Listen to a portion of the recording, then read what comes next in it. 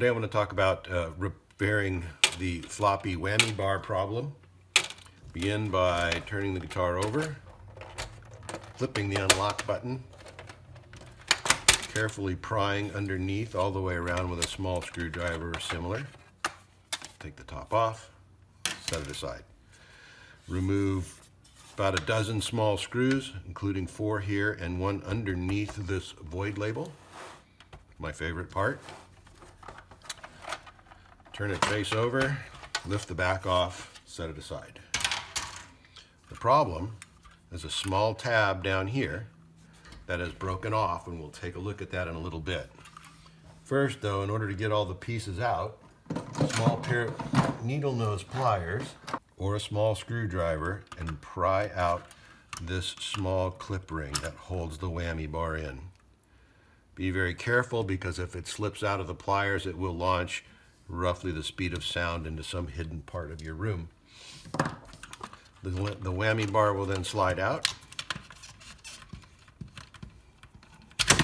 Well, slide may be a rough word. We'll set it aside also.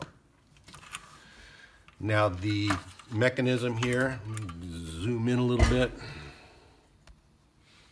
The mechanism with the rocker piece will slip out. Both sides will come out with it.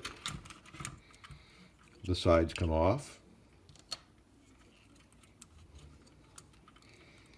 And I want to be careful to see if we can't see this part. This is the spring mechanism that returns it to center.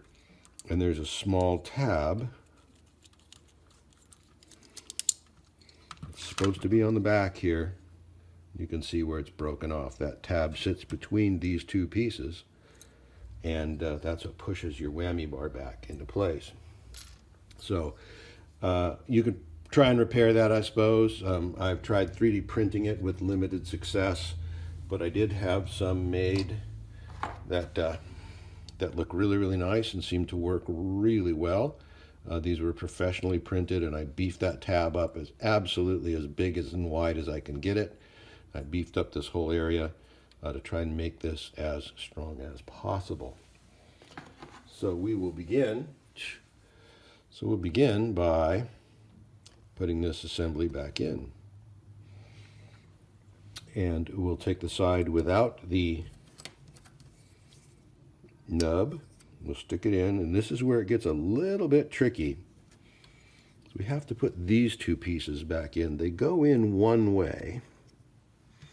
I don't think it matters which side is which, as long as the two pieces nestle into each other so that they don't stick out past.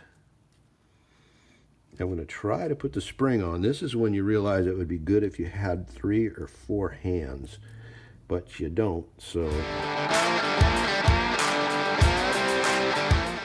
And I'm going to open it up so it sits on either side of that pin.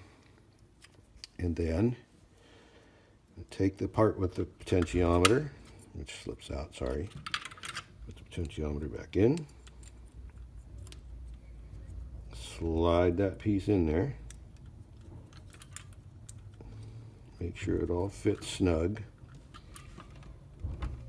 I said it was simple, I didn't say it was easy. That goes back in, and now we have our springiness back. Whammy bar goes back in. I encourage you to do the whammy bar separate from put it in afterwards, simply because it's too tough to get it out. I actually damaged this cable pulling it out, trying to pull it out with the whammy bar in place.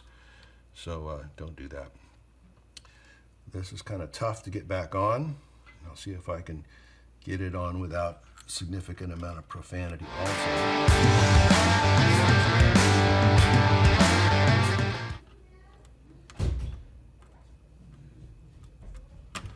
There we go.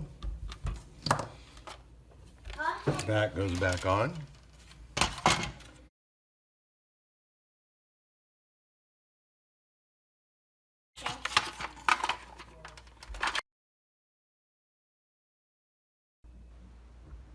And we got our fully functioning whammy bar back. Now, this particular one is kind of loose, So I will probably take it back apart and put a little something extra in that hole, maybe a little bit of electrical tape or something to tighten it up a little bit.